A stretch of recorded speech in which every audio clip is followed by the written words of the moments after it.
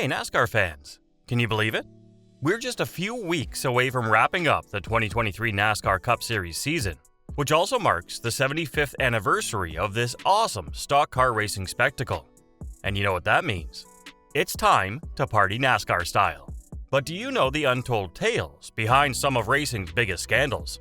These controversies have rocked the NASCAR world for 75 years. From a union leader's confrontation with the sport, to a chaotic gambling showdown, and even a driver racing under the influence. Join us as we delve into the shadows of NASCAR's past to reveal the surprising revelations that have everyone talking. But before that, please subscribe to our channel and hit that like button for more whereabouts on NASCAR. Here are our top 5 biggest scandals in NASCAR as we celebrate 3/4 of a century of high-speed stock car action. Number 5 is King's big engine. Now, in the world of racing, there are 3 things that even the craftiest of racing innovators won't touch with a 10-foot pole. Rocket fuel, gas additives, sneaky tire business, and running an engine that's larger than the rulebook allows. On a fateful day, October 9th, 1983, the king of stock car racing himself found himself caught up in a bit of a royal mess that involved 2 of those 3 NASCAR no-nos. So, picture this. Richard Petty, the living legend, was on the hunt for his 198th career win, inching ever closer to that magical 200 victory mark. He snagged that historic win at the Charlotte Motor Speedway, holding off some fellow Hall of Famers, Darrell Waltrip, Benny Parsons, and Terry Labonte. It was one heck of a race. But here's where things get spicy. After the race, when they put the famous number 43 Pontiac under the microscope, they found something fishy. The engine, well, it was a little too beefy, measuring a whopping 381.983 cubic inches. Way over the allowed 358 cubic inch limit. And that's not all. During the final pit stop, the pit crew had gone rogue and bolted left side tires on the right side, which was also a big no-no in NASCAR land. After 3 hours of back and forth, they decided to let the win stand. However, there were consequences. Petty got slapped with a then-record $30,000 fine and had a hefty 104 points taken away. Years later, Petty's mechanic, Maurice Petty, who's also a Hall of Famer, spilled the beans. And that night, Big Brother Richard, in his famously calm and collected style, said, "We have accepted NASCAR's penalty. I'm only the driver, and I didn't know anything about the motor or tires." Number 4. Wendell Scott's missing trophy. On December 1st, 1963, at Jacksonville Speedway Park in Florida, it was there that the modest but determined Wendell Scott behind the wheel of his powder blue number 34 Chevy outlasted 21 other competitors and took the checkered flag a solid 2 laps ahead of the second-place driver, Buck Baker. Now, you'd think that would be the end of it, right? Well, not quite. In those days, the motorsport rulebook had a bit of a different chapter. Protests were filed, and everyone scrambled to gather up those hand-scored lap sheets kept by NASCAR and each team for the thorough review. The result? Baker was declared the winner, posing for those victory lane photos and proudly claiming the trophy. But hold on. It's about to get murky. Later that same night, NASCAR had to eat a slice of humble pie. They admitted to a scoring goof-up and declared that, in fact, Wendell Scott was the rightful winner. The problem? Baker had already disappeared into the night, trophy in hand. Now here's where it gets heavy. Wendell Scott, who had every right to bask in his well-earned glory, didn't get his moment. Why? As he put it years later, "They all knew I had won that race, but they didn't want a black man kissing that beauty queen in victory lane." Wendell Scott, a true pioneer, became the first black race winner in the NASCAR Cup Series, a record that stood until Bubba Wallace's win in 2021. Yet, for years, NASCAR didn't bother giving Scott a new trophy to replace the one that had been snatched away. Finally, after 57 long years, they did right by him in 2021. Scott was also elected to the NASCAR Hall of Fame in 2015, a testament to his remarkable legacy.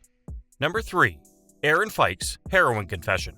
Let's rewind to 1998, when the first major drug scandal hit NASCAR. Back then, there were whispers that Tim Richmond, a talented driver, might be dealing with AIDS. Things took a wild turn when he was suspended for testing positive for banned substances. It was during this time that NASCAR adopted a somewhat lax approach, saying, "We'll test only if we have our suspicions." Fast forward to April 2008, and we've got a game changer named Aaron Fike. He was racing in the Truck Series, and he had a rather colorful past, having been arrested a year earlier for heroin possession. Fike openly confessed to ESPN that he had raced with heroin in his system on multiple occasions. Can you believe it? He even managed to finish in the top 5 the very same week he got busted for it. Fike's bombshell confession sent shockwaves through NASCAR, and it was like a wake-up call for the sport. They knew they needed to clean up their act, so NASCAR rolled up its sleeves and decided it was time for a serious policy overhaul. They published an official list of banned substances and started doing random drug testing, aligning themselves more with the drug policies seen in other major sports. But hold on to your seats, because this wasn't the end of the drama. That revamped policy eventually led to another big scandal in May 2009, when the 5-time Cup Series race winner Jeremy Mayfield tested positive for methamphetamines. That sparked a series of lawsuits and a whole lot of legal battles. Number 2. SPINGATE. At Richmond International Raceway on September 7, 2013. Get into the nitty-gritty of SPINGATE.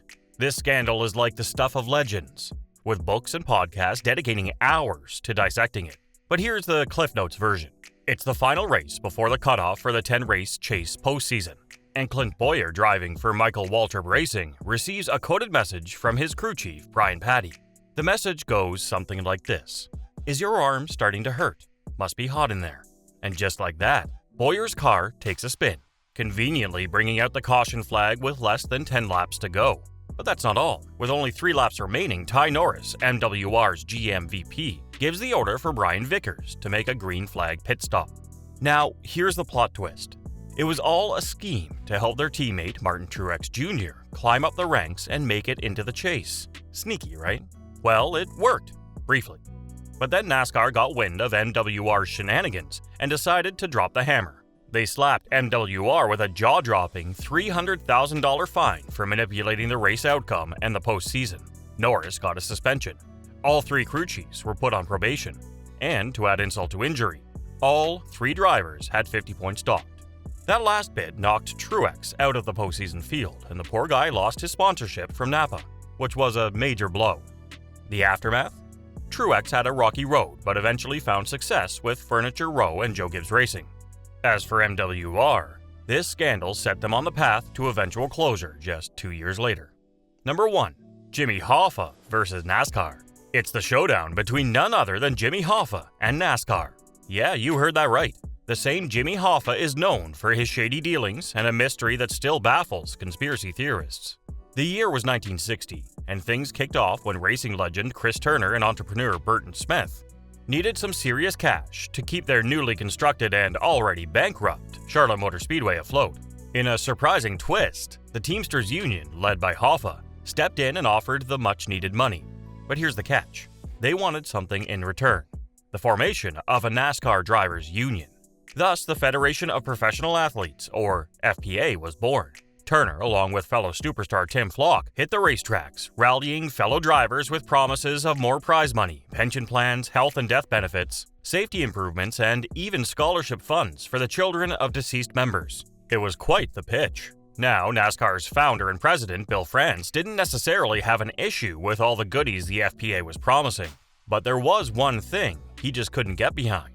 Hoffa had this grand idea of setting up betting windows at the racetracks, similar to what you'd find at horse tracks.